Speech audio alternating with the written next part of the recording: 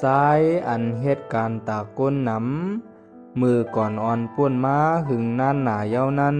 มีหมู่วานอ่อนวานหนึ่งในหมู่วานนั้นมีชายหนุ่มก้อนหนึ่งอยู่เศร้าไว้มันชายมีชื่อว่ามาค่ามานพในเย้า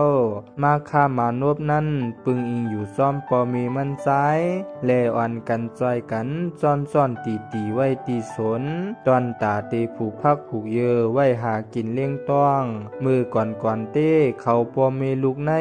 อ่อนกันคัดใจตีเพียวตาเตเฮ็ดหากินเสื้ออันเขาเตเฮ็ดนั่นเต้มีไผมาสนใจเขาสังก้นวานเขาก็สนเสอก้นวานเขาอ่อนกันเฮ็ดกินให้ใส่กินหน้าหังไผหังมันลือเสผู้ใหญ่ในหมู่วานเขาก็สนใจเขาปอมีลูก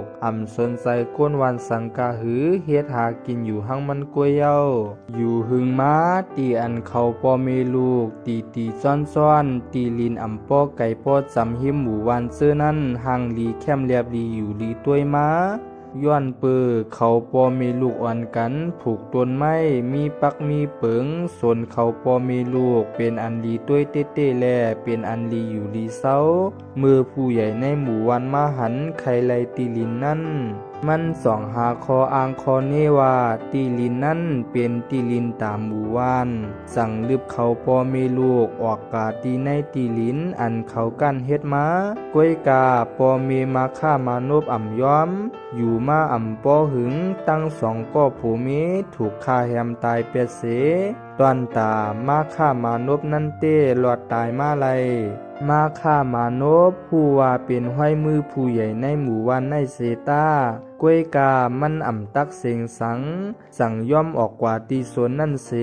ก็ปือมาฆ่ามานพมีใจหักหนือลองมดเสอใครเอาตัวเก่ามกโกเอิกลองลี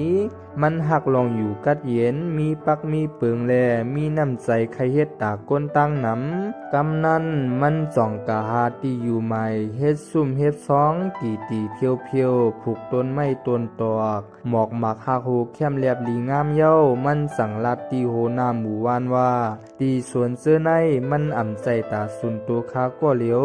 มันเป็นตอนตาก้นตั้งน้ำผู้ใหญ่เฮาลุ่มลาดด้วยถึงคาลาในเย้า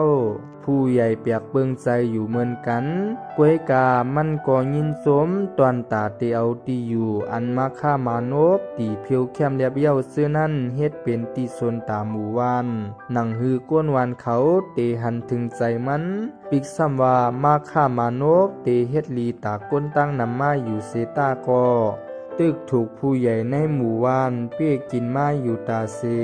มันตอบเทงขึ้นสังย้อนปือว่นว่าอันมันเฮ็ดนั่นเป็นตอนตาก้นตั้งน้ำตีส่วนอันผูกต้นไม้ต้นหมอกลุ่มลาหายหังดีแคมเรียบเย้าก็ถูกผู้ใหญ่ในหมู่วานหบซิมเอาหมดผู้ใหญ่ในหมู่วานสั่งเอาตีลินเสื้อนั่นกว่าขายปันก้นต่างวานเขาอันใครมาอยู่เศร้าในหมู่วานมันนั่นเย้า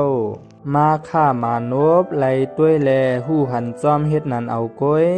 ว่นใจล้ำผู้ใหญ่ในหมู่วานแลก้นเจออันมาซื้ออยู่เจอนั่นลุมลาต้วยถึงปันตีลินเจอนั่นอยู่ตาเซก้นอันมาอยู่เจอนั่นก็มีตั้งเสื้อเสอตอนตามาฆ่ามานพมือหันก้นวานอันมาอยู่เศร้าเจอนั่นมีตั้งเสื้อเสอมันใจก็มีตั้งเสื้อเสอเหมือนกันกวนอันมาซื้ออยู่เสื้อนั่นก็มือหันน้ำเสอมาฆ่ามานพเย้ามีใจหักหนือมันใจลองอันมันใจเฮ็ดตาก้นตั้งน้ำรวยมุงมองลองตอบแทนสังมันใจในหรือเสผูกต้นไม้ซ่อมหมู่วานให้ห่างลีแคมเรียบเย้าปลายมีโขมีตังหนังฮือก้นวานเขาเตกว่าง่ายมาหลีแทงลูกก่อน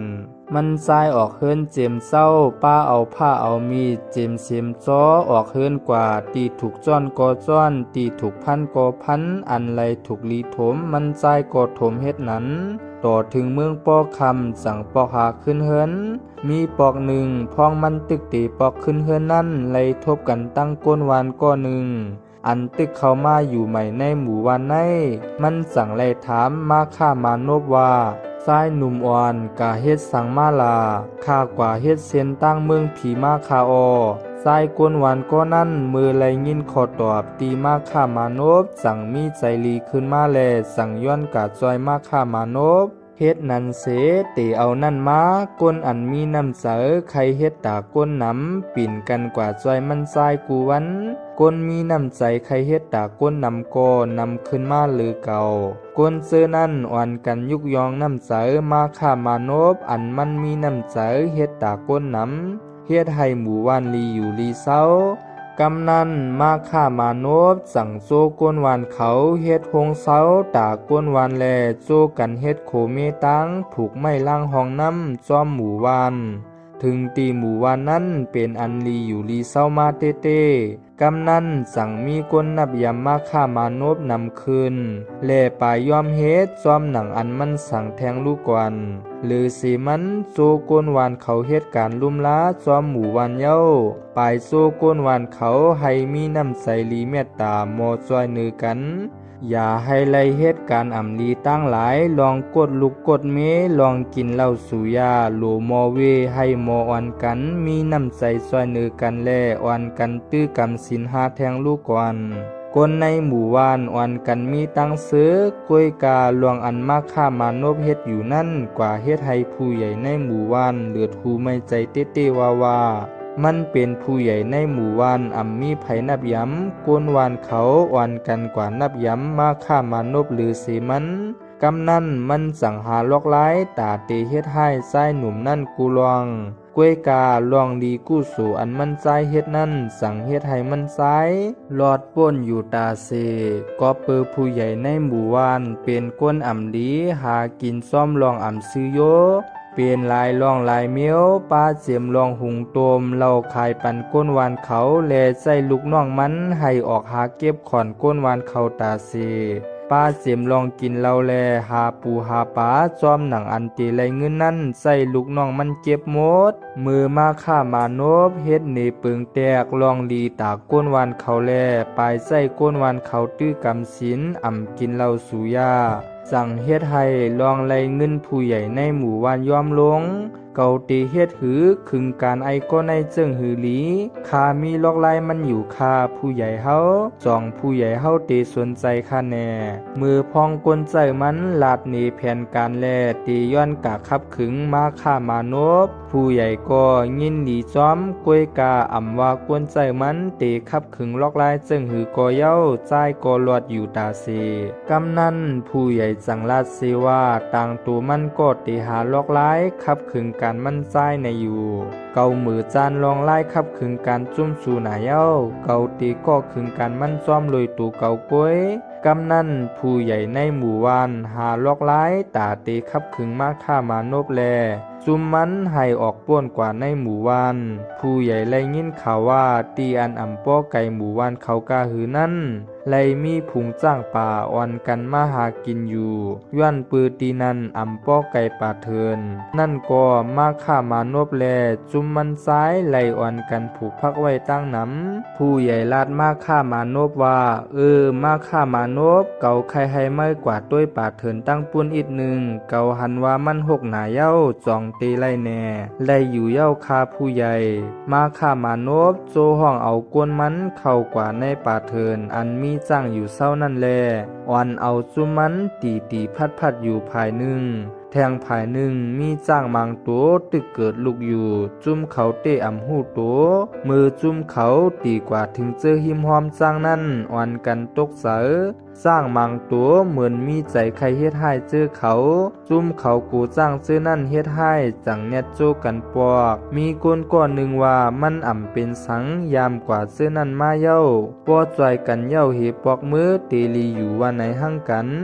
จุมเขาก็อ่อนกันปอมไม่พันไม่ถึงตีต้นไม่ร่วมลงจังเฮ็ดให้จ้างมีลูกอ่อนตกเสอโกเปิ้นเฮ็ดให้ลูกอ่อนมันมือพ้องเจิงนั้นมาฆ่ามานพตึกออกกว่าเหตุการณ์ส่วนตัวตั้งนอกกำหนึ่งเสปอกขึ้นมือปอกขึ้นนั่นจังไลหันก้นหาก็อ่อนกันไปหลักด้วยก้นมันอยู่เป็นก้นผู้ใหญ่ในหมู่บ้านลงในเขามาเฮ็ดอีสังกันผ พ้องนั้นมาฆ่ามานพอ่านไปเข้ากว่าถามมือหอดกาจำเขาอีกหนึ่งสั่งไล่ยินจุ้มเขาอุบกันสั่งไล่หู้ว่าตูมันแลจุ้มถูกหยอกแลนมาให้สร้างเฮ็ดให้สร้างอันมีลูกอ่อนนั้นยามเอาก้นวานอันมาหาเก็บพักตายเย้าสองก้อนในอยู่มือไล่ยินซึ่งนั้นเย้าเน็ดกว่าตีซุมมันมือพ้องกว่าฮอดตีสร้างสามตัวตึกลำเฮ็ดให้เขาอยู่กูก็อ่อนกันตกใจโกเลียนผัดพี่ผัดเพกันลงกว่ากูฮู้กูตังหนังฮือเตีเอาตูรอดไล่สร้างสามตัวนั้นไล่หันมาฆ่ามานพอันจุกตกใจอยู่สร้างให้ลงสามตัวอ่อนกันเลียนเข้ามาหามาฆ่ามานพมันใจก่อแข็งเป็ดตั้งตัวจังว่นว่าเฮ็ดหือก่อตื้นตายอ่ำห้างมันจังลับตาลงสุกนิมอยู่เฮ็ดนั้นกล้วยกามือสร้างสามตัวจำถึงตัวมันยาวนั่นอยู่ๆจ้างสามตัวอันนาดีโกลงนั่นก็สุกนิมกว่าอยู่มากำหนึ่งสร้างสามตัวอ่อนกันขึ้นหวนหลังกว่าเส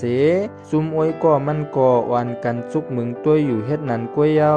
เพราะว่าพุงจ้างเสื้อนั่นอ่อนกันเข้ากว่าในป่าเถินมดเย้าก็อ้อยก็มาฆ่ามานพแนดอ่อนกันมาเข่าค่อนตัวมันใจมาฆ่ามานพมึนตาคืนเมื่อเฮ็ดไรจึงหือถึงตีสร้างมีลูกเสื้อนั่นอ่ำเฮ็ดสังเมื่อเก่ายอมตายรับตาลงลอดเมตตาปันเขากานั่นก้อยซุมอ้อยก็มันสั่งอ่อนกันว่ามาฆ่ามานพเป็นก้นหลีมีเมตตาสั่งลอดออกป้วนเพศสร้างลงเสื้อนั่นไรจุ้มเขาสั่งว่าเฮ็ดหือก็ผู้ใหญ่ในหมู่บ้านตื้นเตหูว่าในเถินในมีจ้างผู้ใหญ่อันไข่เฮ็ดให้เขาก้อยสั่งอ่อนกันลัดจึงไหนแทงก็หนึ่งก็สั่งเลยลัดสีเข้ามาว่าใจเย้าใจเย้าคากอวนจังนั้นผู้ใหญ่หมู่บ้านในนำใจหกให้อ่ำถูกลีเฮ็ดก็มันเสียอีดไก่เย้ามันลาซุ่มเฮาอ่อนกันปอกมือก่อนต่างปอกสองก้อยขึ้นมาใหม่มาฆ่ามานพนั้นอ่ำไล่ลัดเนลองอันมันไล่ยินปันอ้อยก็ทอมก็เปื่ออ่ำใครเป็นปัญหาอันใหญ่ลง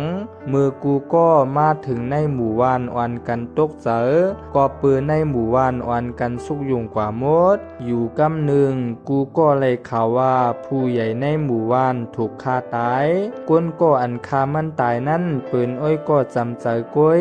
ลวงอันถูกฆ่าตายเป็นย้อนอ่ำปันเงินอันเก็บขอนก้นวานเขานั้น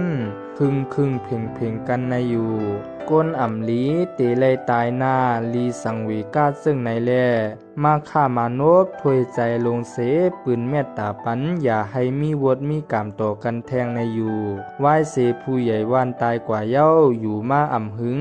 มาฆ่ามานพไล่ถูกเลิกเป็นผู้ใหญ่ในหมู่บ้านมือมันใจไล่เป็นผู้ใหญ่ในหมู่บ้านด้วยถึงก้นวานเขาจอมลอยสินทำก้นวานเขานับยำมันอ่ำลือเสก้นเก่าผู้ใหญ่วานก็อ่อนกันมากลมโหนับยำมาฆ่ามานพตีเอานั่นมาฆ่ามานพสืบเพศการดีกว่าแทงอ่อนก้นวานก้นสนลุ่มล่าหมู่วานให้ก้นวานไปป้าสินทำกำลุนสุดไล่ตายผาดยานกว่าในภาวะปานเป็นผู้ใหญ่หมู่วานเส